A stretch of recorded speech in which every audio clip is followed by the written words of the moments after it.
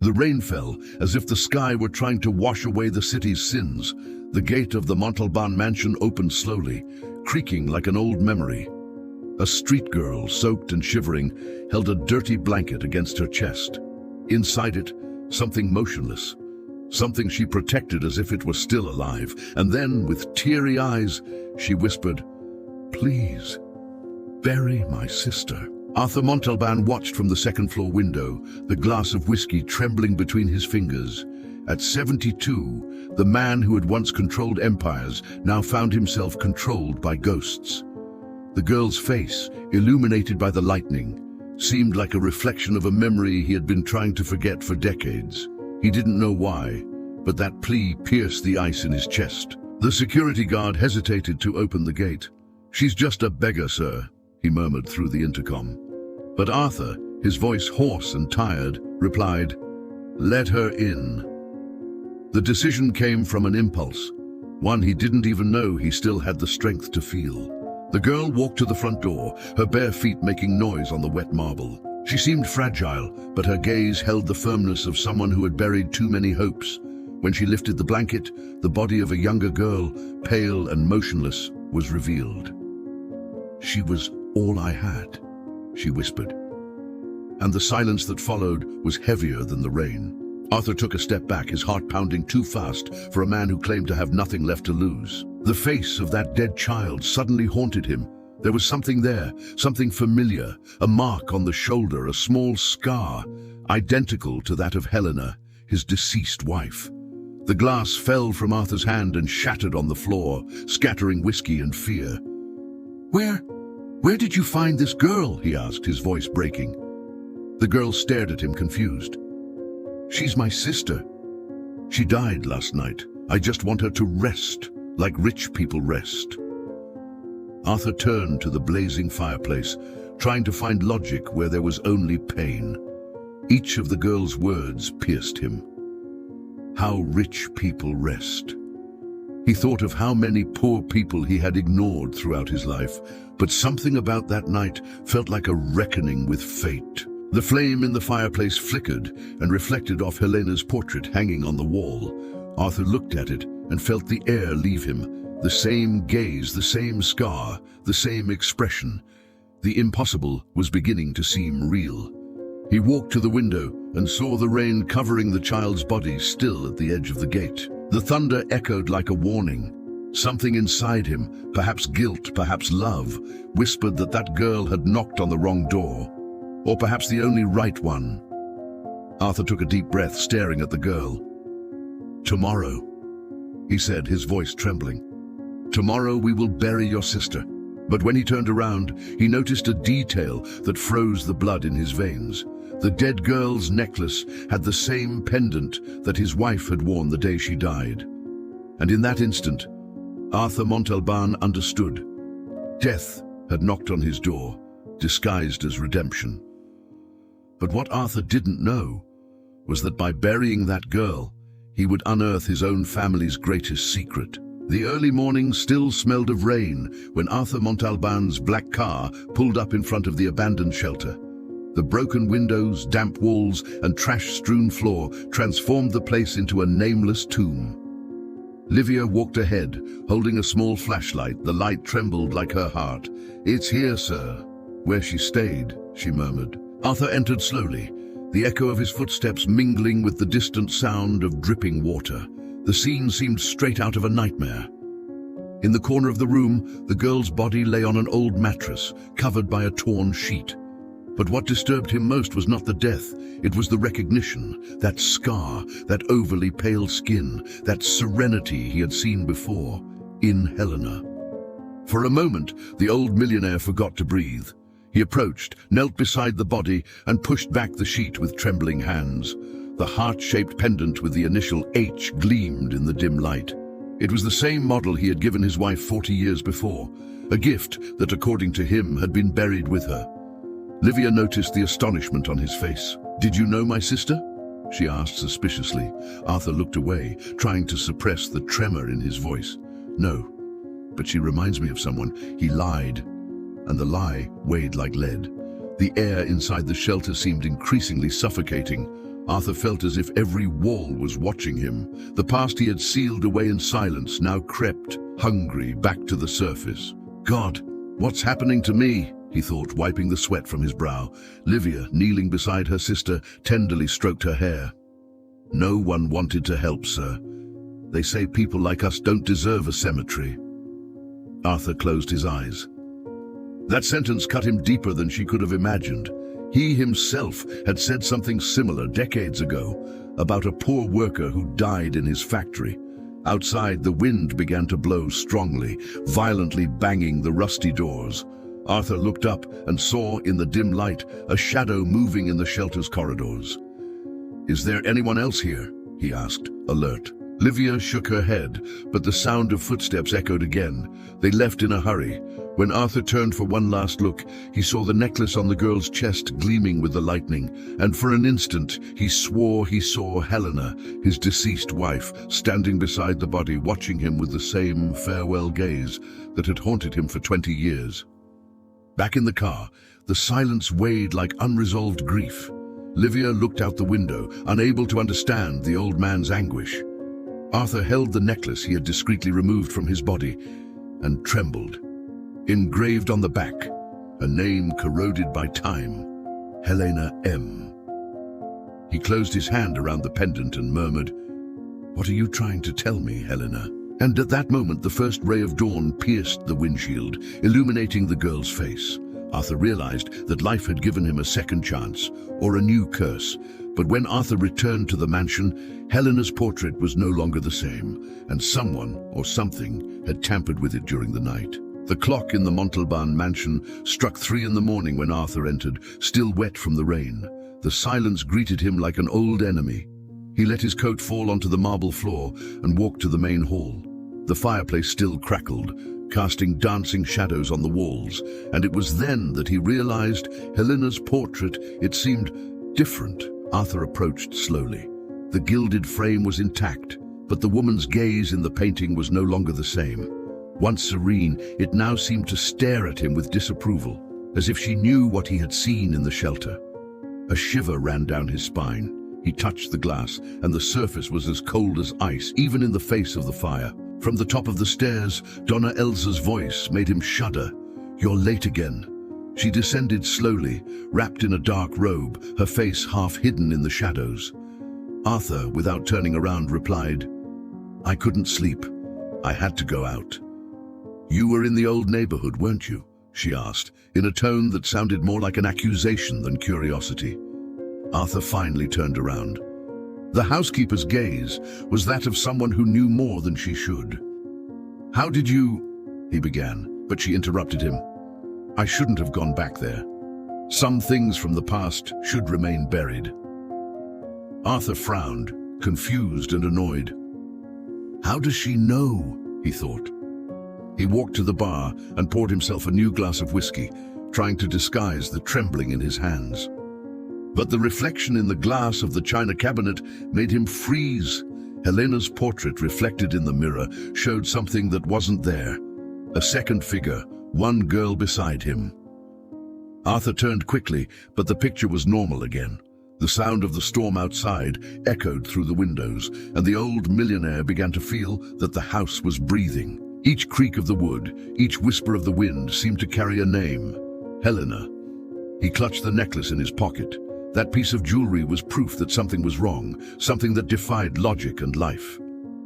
Donna Elsa watched him from afar. "You need to rest," she said, but her eyes were brimming with tears. Some memories only hurt. Arthur didn't answer. He walked to the portrait, pulled it off the wall with a swift movement, and placed it on the floor. Behind it, a yellowed envelope held together with adhesive tape. With trembling hands, Arthur tore open the envelope. Inside, there was a letter dated 1979, written in Helena's handwriting. The first words left him breathless.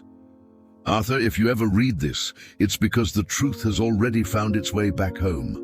The child lives." The glass fell from his hands and shattered on the floor, spilling whiskey all over the paper. He took a step back, stunned. "What child?" he murmured. And before he could continue, the sound of the living room piano echoed by itself. Arthur turned around, pale. The piano had been covered for years. Even so, a single key was pressed repeatedly, playing the same note 3 times in a row. Tap, tap, tap, as if someone were trying to say, "It's not over yet." That morning, Arthur Montalban discovered that the past doesn't die, it just waits to be found. The sun rose weakly behind the heavy curtains of the Montalban mansion. Arthur hadn't slept. Seated at his desk, he stared at Helena's letter as if confronting a sentence. "The child lives." Those 3 words haunted him like an echo. What had his wife hidden from him all these years? The sound of the door opening pulled him from his thoughts. Livia, shyly, appeared in the doorway, her hair damp and wearing clean clothes that the housekeeper had reluctantly given her. The girl's large, attentive eyes scanned the room with a mixture of astonishment and apprehension. "I've never seen such a big house," she said in an almost childlike whisper. Arthur simply gestured for her to come closer. She sat on the edge of the chair, her hands pressed against her lap. "You must find it strange that I came here yesterday, but I had nowhere else to go," she murmured. Arthur watched her in silence. The way she spoke, the way she looked away, everything about him reminded her of Helena. "How did you lose your sister?" he finally asked. Livia took a deep breath. "Hunger, cold, neglect from others, and maybe from God too." Her voice held no resentment, only weariness. "We lived in a shelter until it closed. Then we went to the streets. She got sick. I asked for help, but nobody cared. Only you, sir." Arthur felt a lump in his throat. For a second, he was ashamed of his own last name. Donna Elsa, who had overheard part of the conversation from the doorway, crossed her arms, stiff. "Mr. Arthur, it's not appropriate to have this girl here. She'll cause trouble." Arthur turned slowly, his gaze steady. "We already have enough problems, Elsa, and perhaps she is part of them." The housekeeper turned pale, but said nothing. Livia looked confused. "Part of your problems?" Arthur looked away. "Nothing you need to worry about, girl." But inside, a storm was brewing. What if Helena's letter was about that child? What if the girl before him was... No, it was impossible. He couldn't even imagine it. Hours later, Arthur took Livia to the library. "I want you to read whatever you want. This place has been empty for years," he said. She ran her fingers over the books, enchanted. "My mother used to say that those who read live twice. I think she never had time to live even once." The comment hit him like a silent stab. Among the shelves, Livia found an old portrait, Helena, young with a baby in her arms. Her heart skipped a beat. "Who is this child, sir?" he asked, holding the picture frame. Arthur froze. The photo had been there forever, and he had never noticed that detail. He took the photograph from her hands, examining it in the light. The handwriting on the back simply read, "For the future I could not see." Livia smiled, curious. "She seems nice. Your wife?" Arthur took a deep breath, looking at her with a heavy, tired gaze. "Yes. Too good for the world, and perhaps too good for me." While Livia gazed at the books and lost herself among stories she never had, Arthur wondered if that girl wasn't, in fact, the continuation of the story Helena had begun, a story he had unknowingly tried to erase. The clock struck 6. Arthur looked out the window. The rain was falling again, as if the sky had something to say. And outside, parked across the street, a black car watched the mansion. Inside, a man was writing something in a notebook. The girl is there, exactly as they said. But who was this mysterious man? And what did he know about Livia that even she didn't remember? The old telephone in the mansion rang at dawn, breaking the heavy silence of the hallway. Arthur answered slowly, his voice hoarse from lack of sleep. On the other end, a man's metallic voice replied, "Mr. Montalban, we need to talk. It's about the will." Arthur recognized the cold tone of Dr. Alvaro Freitas, her lawyer for over 20 years, the same man who handled the inheritance after Helena's death. In the office, the air seemed thicker than usual. The lawyer arrived punctually, his suit impeccable, his smile rehearsed. "I understand you've been involved in unusual cases lately," he said, setting his briefcase down on the table. Arthur stared at him, impassive. "If you came here to gossip, you can leave." "It's not gossip. It's precaution, the lawyer replied. The press is talking about a girl, a beggar girl that you took in. This could compromise the family's image. Arthur took a deep breath, controlling his anger. And since when do I have an image to protect, Alvaro? My reputation died with Helena. The lawyer chuckled briefly. Even the dead leave traces, sir, and sometimes those traces even reach the will. Those words made Arthur freeze. What do you mean by that? He asked. Alvaro leaned back in his chair, his eyes gleaming with malice. It's just that certain old documents might reveal more than you'd like, including about undeclared heirs. Arthur stood up abruptly, slamming his hand on the table. What are you implying? Perhaps there is someone entitled to what is yours but whom you have never acknowledged. The lawyer opened the folder and pulled out a yellowed sheet of paper. This is the draft of your wife's first will. Curious, isn't it? A clause about property in the child's name, never officially registered. The old millionaire remained silent. The world seemed to revolve around him. Where did you get that? It was filed with me, on Donna Helena's orders. Alvaro leaned forward. She trusted me and was afraid you'd find out.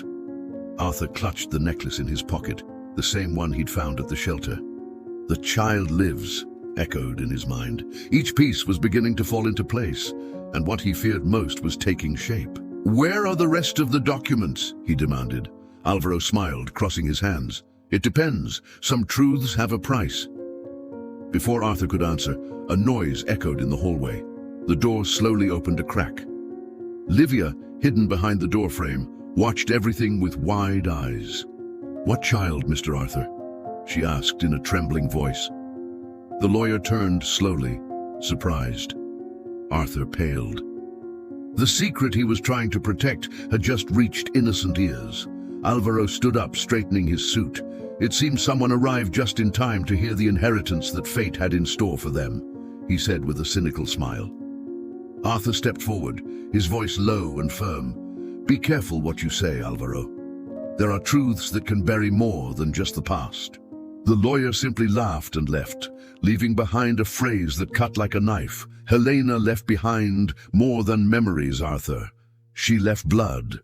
That night, Arthur realized that his wife's past had not only returned, it now had a name, a face, and slept under the roof of the Montalban mansion.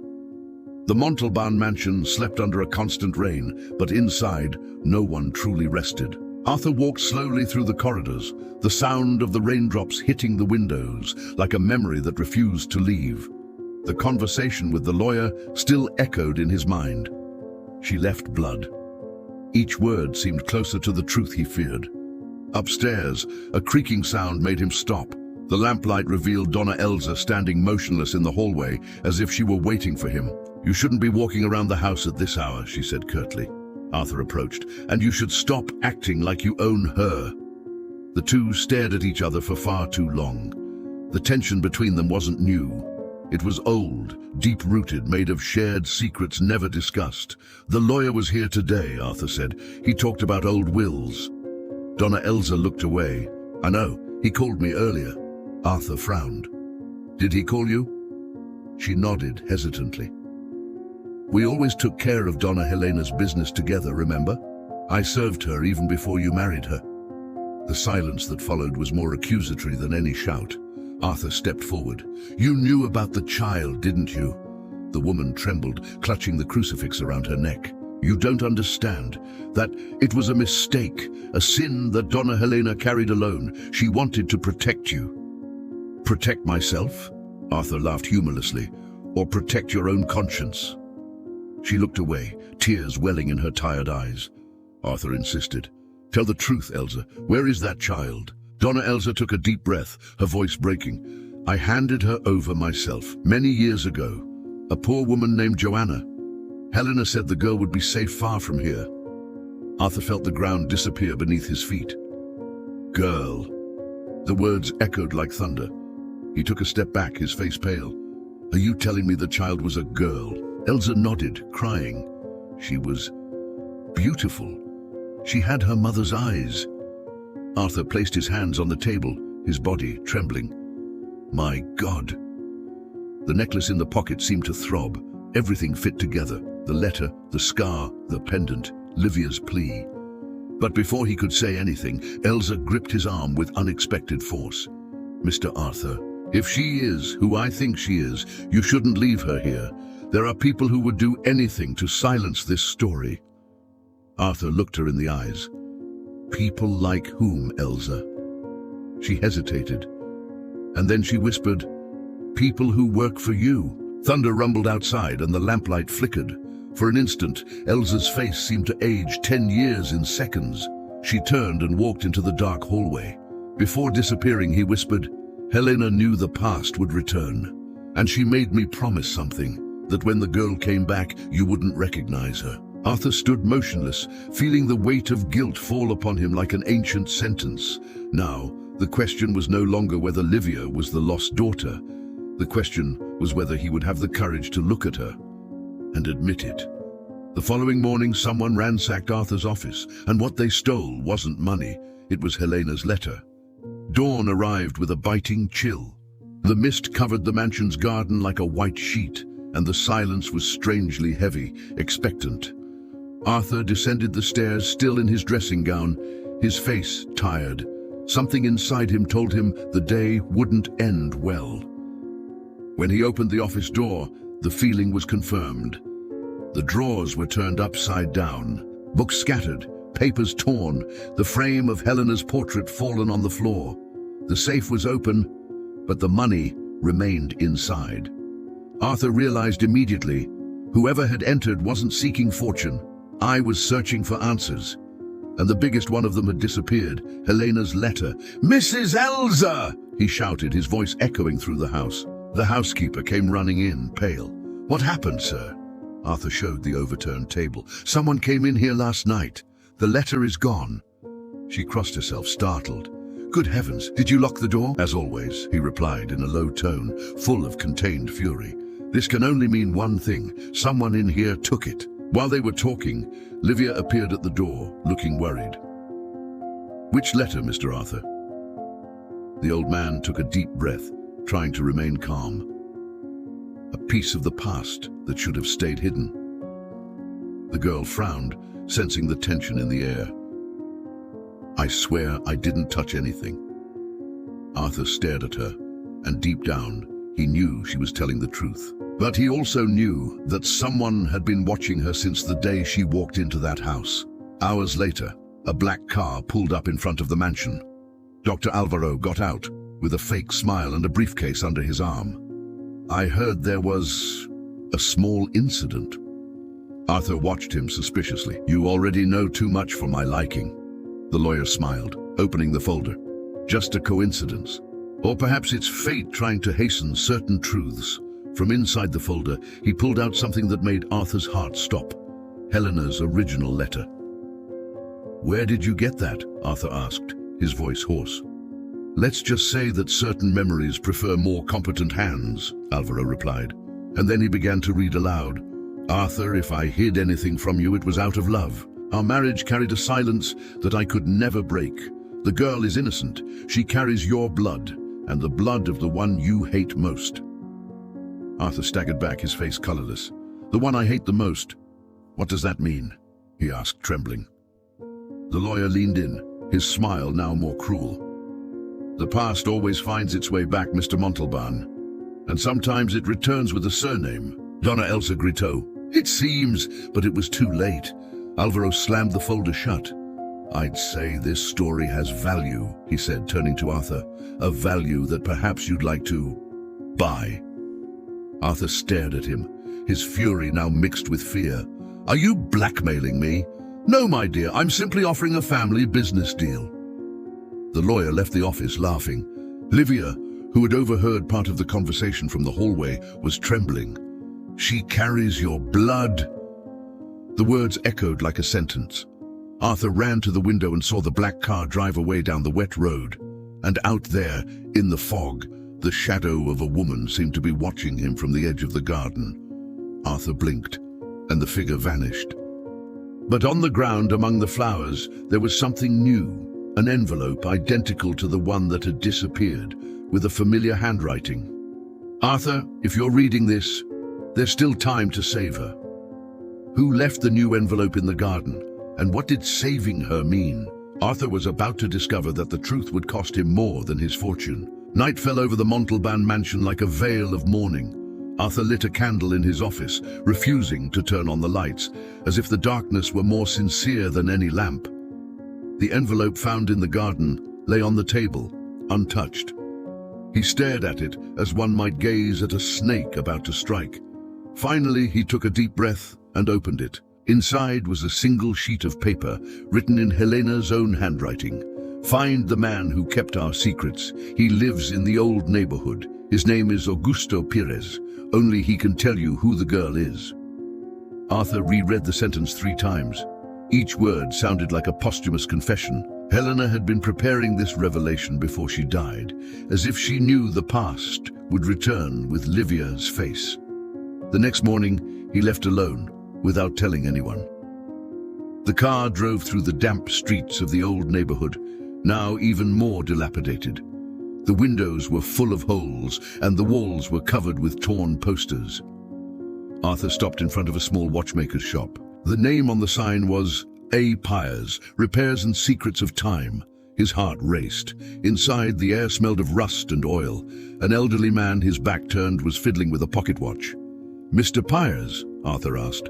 The old man turned around, his eyes tired and yellowed. "I thought I'd never see a Montalban again." Arthur froze. "So it's true. You know me." Pires gave a sad smile. "I knew the woman you lost, and the daughter she tried to hide." Arthur felt the ground disappear beneath him. "His daughter?" "Yes," Pires confirmed. "His wife asked me to keep the birth records. She was scared. She said there was a dangerous man watching the child." "Who?" Arthur asked, his voice trembling. The watchmaker looked at him with sorrow. "His own brother." Silence fell over the store. Arthur staggered to the wall, his face pale. "No, that's impossible." "That's what everyone said," Pires replied. "But Helena was pregnant before his last trip. She swore she loved you, but there was something that you two never knew how to resolve." Arthur felt his whole body go cold. "My brother has been dead for 30 years. "Even so, sir," said Pires, "there are sins that remain alive in the blood of the innocent." Arthur looked at the shop window. Inside, dozens of clocks showed different times, as if time had fragmented there. "Where is the birth certificate?" he asked. The watchmaker hesitated, then opened an old drawer. He took out an aged envelope, stamped with the name São Clemente Hospital, 1983. Arthur opened it and read, his eyes welling up with tears. "Newborn female. Mother's name, Helena Montalban. Father's name, indeterminate." The doctor's handwriting, scribbled at the bottom of the page, added a note. "The child was handed over to a woman named Joanna F. on the orders of Mrs. Montalban. Reason, risk of family scandal." Arthur dropped the paper on the floor. Reality hit him like a punch. Livia was Helena's daughter and her brother's. But before he could say a word, he heard a sound from outside. A black car stopped in front of the store. 2 men got off the bus, wearing dark coats. The watchmaker paled. "They can't see you here, Arthur." "Who are they?" he asked. "Those who want silence," Pires replied hurriedly. "Go. Now." Arthur left through the back, with the envelope hidden in his coat. The sound of the men's footsteps echoed behind him. When he got into the car and accelerated, a deafening explosion filled the street. Augusto Pires' store had disappeared in flames. That night, Arthur realized that Helena's secret wasn't just about love, it was about blood. And now, someone was willing to kill to bury him again. The noise of the helicopters began at dawn. Arthur awoke to the distant sound of voices, flashes, and cameras. From the mansion window, he saw the scene he feared most. Reporters camped out in front of the gates, wielding microphones like weapons. The headlines were already rolling across the screens. Montalban scandal, billionaire shelters his deceased wife's illegitimate daughter. The old man felt his stomach churn. The secret he had barely understood was now a public spectacle. He picked up the remote and turned on the television. There it was, the enlarged, aged image with the presenter's voice echoing. "Arthur Montalban, a widower and former industrialist, is being investigated for involvement in an old case of irregular adoption." Sources claim that the girl, now a teenager, lives in his mansion. Livia ran down the stairs, frightened. "Mr. Arthur, why are they talking about us?" He turned off the TV. "Because the world prefers noise to truth." She looked at him, distressed. "Do they know who I am?" Arthur didn't answer. The silence was answer enough. At the gate, the security guards tried to contain the crowd. Donna Elsa appeared with a pale face. "Someone warned them, sir," she said in a low voice. "This didn't come from the press." Arthur looked at her. "So it came from inside." She looked away. "The lawyer he called last night, he said that the truth needed to come to light." Arthur took a deep breath, his fury contained. "Alvaro, of course. The devil always shows up in a suit and tie." While the commotion grew outside, a black car parked discreetly on the corner. A man came down, wearing sunglasses and an overcoat. He opened the newspaper and looked around. News of the watch shop explosion came from the radio. "Investigators suspect arson." He smiled. He pulled out his cell phone and simply said, "He still has the papers. We'll pick them up today." Arthur and Livia, isolated inside the mansion, seemed like castaways on an island surrounded by cameras. She, leaning against the window, whispered, "They're going to take me away, aren't they?" Arthur stared at her, his eyes welling with tears. "As long as I'm alive, no one will touch you." But deep down, he knew he no longer controlled anything. The past had a life of its own, and now the whole world was watching his downfall in real time. In the midst of the chaos, an envelope was slipped under the front door. Arthur picked it up suspiciously. On the back, a handwritten phrase, "Nothing you believe is true." Arthur felt the ground spin. "Oh my God," he murmured. Donna Elsa stepped forward, startled. "What happened?" He held up the photo. Alvaro had it from the beginning. He knew everything. And outside, while the press shouted questions, a broadcaster's van began to transmit live. The reporter said in a theatrical voice, "Sources claim that a new will has been discovered, and that the rightful heir to the Montalban family may be a street girl." Arthur looked at Livia. The world out there called her heiress. But he knew the inheritance was darker than any fortune. That night, while the city condemned him, Arthur discovered that the real enemy wasn't the media. It was someone who lived under the same roof. The Montalban mansion was in absolute silence. The sound of rain hitting the stained glass windows was the only remaining sound, as if time itself had decided to observe. Arthur sat in the armchair, Helena's portrait before him, and a nearly empty bottle of whiskey beside him. Outside, the press was shouting, but inside the weight was different, the weight of a truth he could no longer avoid. Donna Elsa entered without knocking. Her face was weary, her eyes swollen. "We need to talk, sir," he said, in a tone that mixed obedience with regret. Arthur didn't look up. "If you're going to lie again, don't even start." She took a deep breath, her hands trembling. "This time it's over. I can't carry this anymore." He finally looked up, and for a moment she seemed to see not a boss, but a broken man. Elsa approached and sat down in front of him. "The child, Donna Helena's daughter. I handed her over with my own hands." Arthur frowned. "I already told you that." "Not everything." She lowered her gaze. "Her father wasn't her brother, as Helena believed." Arthur paled. "What did you say?" "The father was Mr. Arthur." The silence that followed was so heavy it felt like it was stealing the air from the room. Arthur stood motionless, trying to process what he had heard. "This is impossible, Helena. She told me she couldn't have children." "She believed it," Elsa said, tears streaming down her face. "But the doctor lied to you. Alvaro paid to hide the test results. He loved Donna Helena." Arthur stood up slowly, staggering. "Alvaro, the lawyer?" She nodded, crying. "He faked everything. He told her the baby was another man's, that she should disappear before you hated her." Arthur put his hands to his head, his body trembling. Everything was spinning. "And you? Did you help with this?" Elsa was crying now, sobbing. "I thought I was saving her. Alvaro threatened to ruin you if I told. He said he would destroy your name, your companies, everything." Arthur fell to his knees. The words felt like daggers. So, Livia. Yes, Elsa replied, her voice almost inaudible. Livia is your daughter. The old man looked at Helena's portrait. Memories came in waves, her laughter, her perfume, the nights they promised never to lie to each other. And now, decades later, he discovered that the lie had been planted by the person he trusted most. Why now, Elsa? He asked, his voice faltering. She wiped away her tears. Because they know. And if you do nothing, they'll kill her too. Arthur looked at her, alarmed. What are you saying? The lawyer, he doesn't just want the money. He wants to erase the evidence. He wants to make sure no one finds out that Livia is the real heiress. She looked nervously out the window. I saw his men near the gates today. Arthur stood up, determined. If he wants war, he'll get it. Donna Elsa held his hand. Mr. Arthur, Helena made me promise something before she died. What? He asked, breathless. She took a deep breath. That if the girl ever returned, you wouldn't recognize her by blood, but by her heart.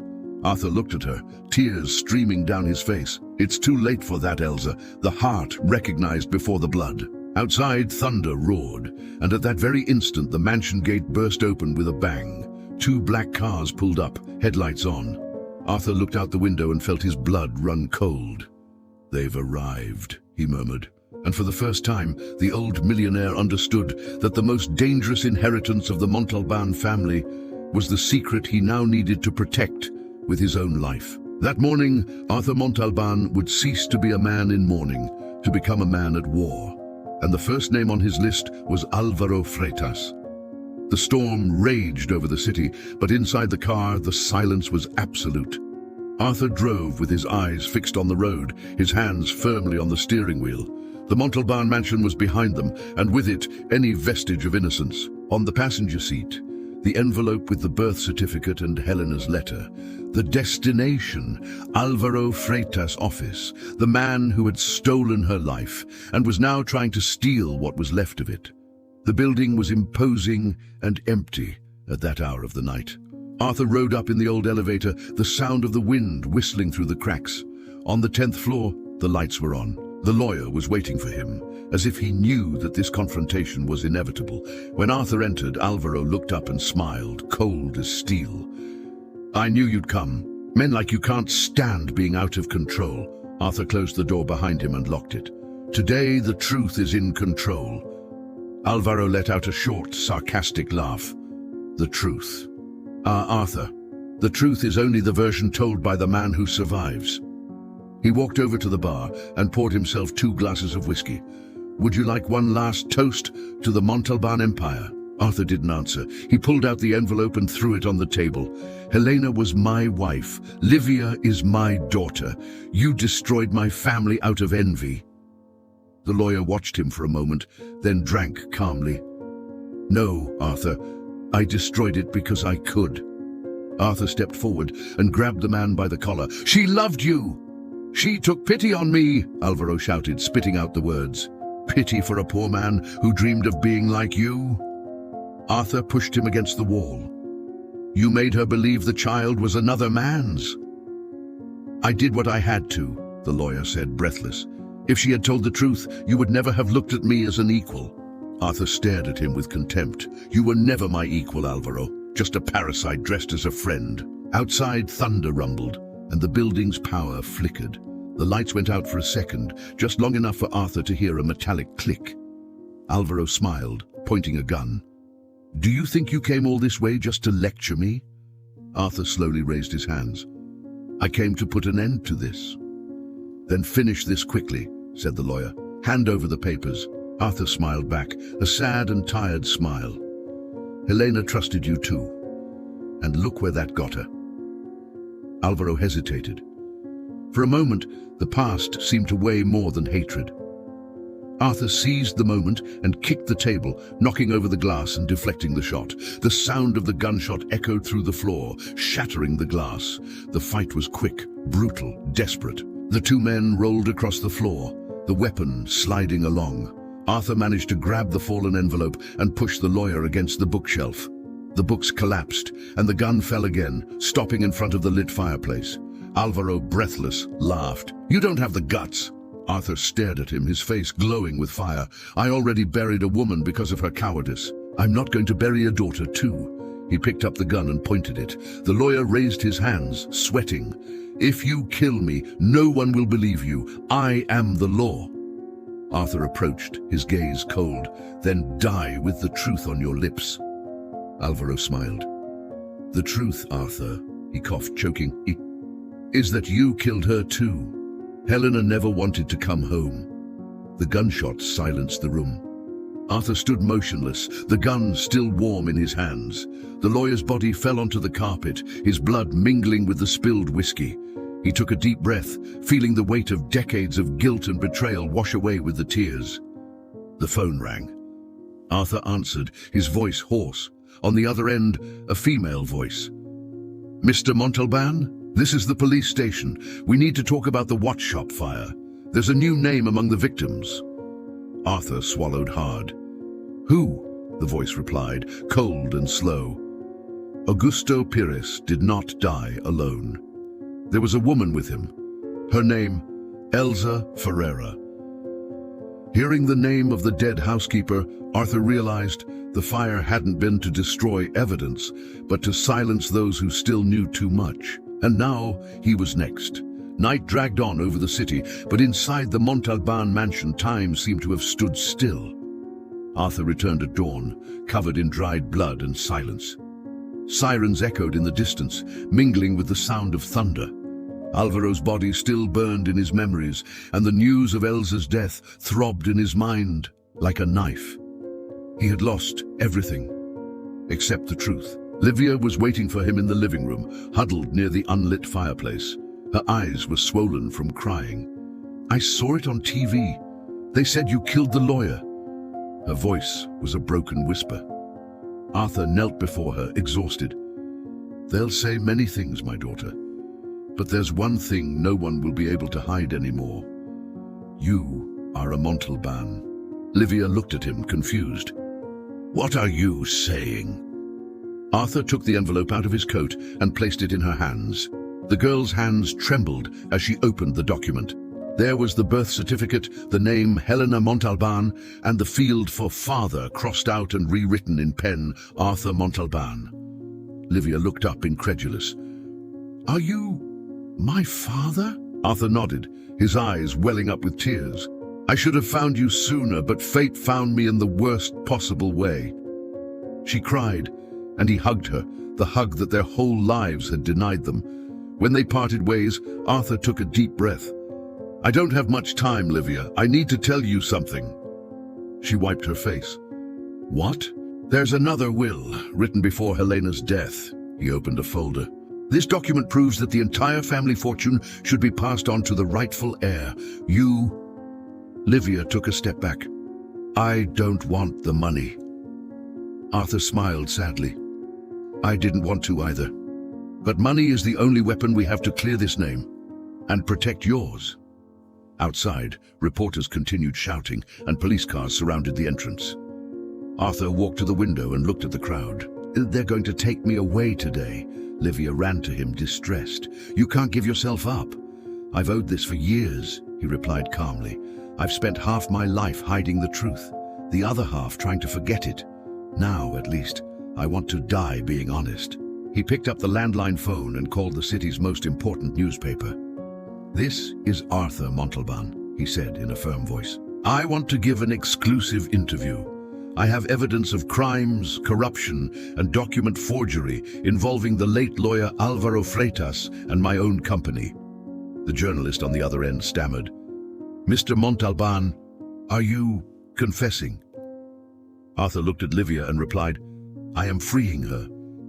As she hung up the phone, the sun began to filter through the heavy curtains of the room. Livia approached, crying. "You're going to be arrested." Arthur placed his hand on her shoulder. "Sometimes prison is the price of peace." She hugged him tightly. "I don't want to lose you either." He whispered in her ear, "I've already lost everything, my daughter, but now at least I know who to leave what's left to." Minutes later, the sirens stopped in front of the mansion. Arthur walked to the door with firm steps, the will in one hand and Helena's letter in the other. Livia followed him to the threshold. He looked at her one last time and smiled, tired but serene. When love is the inheritance, nothing is lost. And then he opened the door. To truth, to justice, and to the end. The following morning, while the world watched the arrest of old Montalban, a new name began to appear in the headlines. Livia Helena Montalban, the heiress of redemption. The gate to the Montalban mansion slowly opened, revealing old Arthur walking toward the blinding lights. The cameras captured every step, every tremor of the hands that once signed billion-dollar contracts. Now those same hands held only two pieces of paper, Helena's letter and the original will. The reporters surrounded him like vultures, microphones pointed in front of him, questions cutting through the air like razors. Is it true that you killed Alvaro Freitas? Is the girl really your illegitimate daughter? Are you trying to clear the family name? Arthur stopped, looked at the sea of faces, and spoke in a firm but tired voice. I'm not here to defend myself. I'm here to confess. The flashes illuminated his wrinkled face, and the world watched in silence. Arthur continued. For years, I lived trapped in a lie I built myself. I lost my wife because of pride, and I almost lost my daughter because of cowardice. Money made me deaf. Guilt made me blind. He held up the will before the cameras. This is the last document signed by Helena Montalban. Everything that belonged to me now belongs to her. And he pointed to the window of the mansion, where Livia was watching him in tears. The sound of the crowd was swallowed up by the clicking of the cameras. Arthur looked up, his eyes welling with tears. Helena, I did my job. 2 police officers approached and placed handcuffs on his wrists. No resistance, no protest, only peace. As they led him away, he murmured to a reporter, "Love was never my crime, silence was." Livia ran outside, pushing the journalists aside. "Stop! He didn't do anything." But Arthur simply smiled at her. "Don't fight it, my daughter. Sometimes falling is the only way to start again." She gripped his hand through the gate's bars, the touch quick, desperate. "I love you, Dad," she said for the first time. He nodded, tears welling in his eyes. "That's all I needed to hear before the end." At the police station, the interrogation became a national spectacle. The headlines were unforgiving. Arthur Montalban confesses to crimes and transfers fortune to his illegitimate daughter. The empire of guilt. Billionaire ends legacy with live confession. But amidst the voices of indignation, there was also something new, a murmur of compassion. For the first time in decades, Arthur was seen not as a tycoon, but as a man. On the other side of town, Livia received a visit from a lawyer sent by the court. "Miss Montalban," he said, handing her a folder, "your father has named you the sole heir to the Helena Montalban Foundation. It's yours now." She stared at the document in disbelief. "I don't want fortune," he replied. "I want purpose." The man smiled. "Then start the right way. Do something for her that he never managed to do. Make amends." Livia spent the night awake, sitting in front of the unlit fireplace. Helena's necklace hung from her neck. She stared at the imaginary flames and murmured, "Mom, I don't know what to do." But inside her, something had already changed. Fear had given way to determination. She knew that the name Montalban could mean something more, not power, but forgiveness. Days later, Arthur was sentenced to house arrest due to his age and medical history. But for him, the sentence had already been served long ago. Livia visited him every afternoon. She brought books, flowers, and news about the shelter she was beginning to build in Helena's name. Each visit was a small rebirth. And with each smile from his daughter, Arthur felt that life, even at its end, still owed him a miracle. But the past does not forgive so easily. And when the name Montalban returned to the headlines, a forgotten face resurfaced from the shadows, promising that the legacy of guilt was not yet complete. Autumn arrived silently at the Montalban estate. Golden leaves covered the garden paths, and the cold wind carried with it a scent of endings. Arthur, now more frail, walked slowly with the aid of a cane. The days of courtrooms and headlines had ceased. The empire had dissolved, and with it, the ghosts of pride. All that remained was time, and one last promise to keep. Livia followed him every step of the way. She now had a different gleam in her eyes, the same gleam Helena had when she dreamed of a simpler future. The young woman spent her mornings managing the newly founded shelter named Helena's House. In the afternoon, she would read to her father, sitting by the fireplace. Arthur listened in silence, with a weak smile, his heart already tired, but finally light. "Your voice sounds like hers," he said. "Sometimes I close my eyes and think it's Helena reading me." Livia smiled. "Maybe it's her, Dad." That night, Arthur asked to write one last letter. Livia brought paper and ink. He rested his trembling hands on the table and began to write calmly, each word seeming to weigh more than gold. "My daughter, the world will say your father was a powerful man, but only you will know that he was, in truth, a repentant man. Money builds walls, but love builds bridges. When I'm gone, don't remember my name. Remember only what you learned from my mistakes, because what I leave you with is not fortune, it's forgiveness." When she finished, she folded the paper and handed it to Livia. "Promise me you'll only read this when I'm no longer here." She held the letter, tears in her eyes. "Don't say that." Arthur smiled, tired. "Daughter, even love needs to know when to rest." In the following days, his body began to fail. His gaze was still the same, firm, tender, but his breath was already fading during long sentences. One morning, Livia entered the room and found him sitting in the armchair, observing Helena's portrait. "Dad, is everything all right?" he asked. He smiled. "It is, for the first time it is." And then, without warning, she closed her eyes, her face serene, her hand resting on the necklace Helena had given her on their wedding day. The funeral was discreet, but full of love. No reporters, no flashes, only the sound of the wind and the scent of the flowers that Livia herself had picked. She read an excerpt from the letter to the few people present. "Love is the only good that cannot be inherited. It is earned." Her eyes welled up with tears, but her smile remained. Arthur Montalban left behind not a fortune, but redemption. After the burial, the sky seemed clearer. Livia stood alone before the tomb, the letter in her hands. The sun reflected off the letters of the name engraved on the tombstone, Arthur Montalban, 1931-2005. She whispered, "Father, you've done your part. Now it's my turn." And there, in that silent cemetery, the daughter of the most powerful man in the city vowed never to let another child sleep in the streets. When she returned to the mansion, something awaited her on the office desk, a small wooden package tied with a red ribbon and containing a note. "For when the wind blows differently." Inside there was Arthur's old pocket watch, the same one he always said stopped on the right day. But when she opened it, Livia realized the watch was now working. It marked exactly the time of his death. She smiled through her tears. "Time has started moving again, Dad, and for the first time, the Montalban house stopped looking like a tomb. It became a home." But as Casa Helena came to life, a woman with a soft voice and familiar gaze appeared at the gates, carrying in her hands an old photograph of Arthur and a secret that the will did not reveal. The morning was clear, and for the first time in years, the Montalban mansion seemed alive. The open windows let in the wind, spreading the scent of flowers from the garden. Children ran through the corridors laughing, orphans taken in by the newly founded Helena's house, now full of colors and voices. Livia walked slowly through the corridors, touching the walls, remembering when that place was nothing but silence and pain.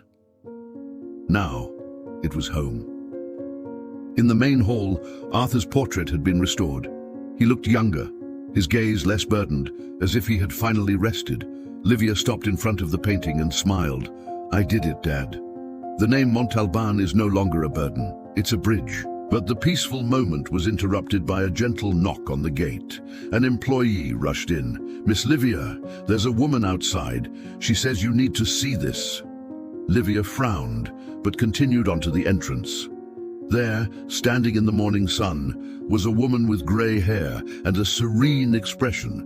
She was simply dressed and held an envelope and a faded photograph. "I'm sorry to show up unannounced," the woman said in a firm voice. "My name is Teresa Pires." Livia felt her heart race. "Pires? Yes, she replied. "I am the daughter of Augusto Pires, the watchmaker." The woman held out the photograph. In it, Arthur Montalban appeared young, smiling next to Helena and with a baby in his arms. But there was a fourth person in the image, Donna Elsa. Livia put her hand to her mouth. "I've never seen that picture." Teresa nodded. "My father kept this for decades. He said it should only be given to him when the heiress of the house was ready to hear everything." Livia felt the weight of those words. Hear what? Teresa opened the envelope and handed him a yellowed letter bearing the watchmaker's stamp. Livia read in a low voice. Helena believed that love had destroyed her family, but what she didn't know was that it was love that kept her alive until the end. The fire wasn't an accident. Alvaro ordered Helena killed before she gave birth. I hid her, and she survived long enough to give birth. The child was born here in this store, and when the fire started, Elsa saved her. If this letter reaches you, it's because the cycle needs to be closed with the truth. The tears fell silently. Livia closed her eyes, her mind flooded with memories she never lived. Helena, fleeing. Elsa, running with a baby in her arms. Augusto Pires, protecting the legacy of love and forgiveness. Everything Arthur had searched for years was already written, just waiting for the right moment to be revealed. She looked up at Teresa. "And why now?" The woman smiled kindly. "Because now, the name Montalban is no longer a curse." Livia held the letter against her chest, the wind ruffling her hair. In the distance, the bell at Casa Helena rang for the first time, announcing the children's lunch and also the end of an era. She turned to her father's portrait and whispered, "You won, Dad. And now, it's our turn to continue." Behind her, Arthur's watch, the same one that had stopped so many times, showed exactly 12 o'clock. Time at last had come to an end. When Teresa left, Livia was left alone in the garden. The children were playing, the sky was clear, and the wind carried the gentle sound of laughter. She glanced at the gate and saw, for a moment, Arthur's silhouette standing in the distance, smiling. But when she blinked, he was no longer there, only Helena's necklace dangling from her neck. And in that instant she understood. Love, when it is true, does not die. It inherits time. They say every family keeps a secret. The Montalban family held a miracle, the knowledge that forgiveness is the only legacy worth leaving behind. And so ends another story, not about money, but about what time does to the soul of those who learn to love too late. If you've made it this far, it's because you also feel that stories like this leave something with us, even after they're over. Here on this channel, with each video, we relive lives that might have been forgotten, and perhaps, deep down, recognize a little bit of our own. So if this moment touched you in any way, subscribe to continue walking with us through these stories that blend pain, hope, and new beginnings. Also, leave a like, not for the video itself, but for everything it made you feel. This helps keep alive these narratives that remind us how much humanity can still change, even when it seems too late. And now, when you're ready, click on the next video on the side. The next story also begins with a secret, and perhaps ends with forgiveness.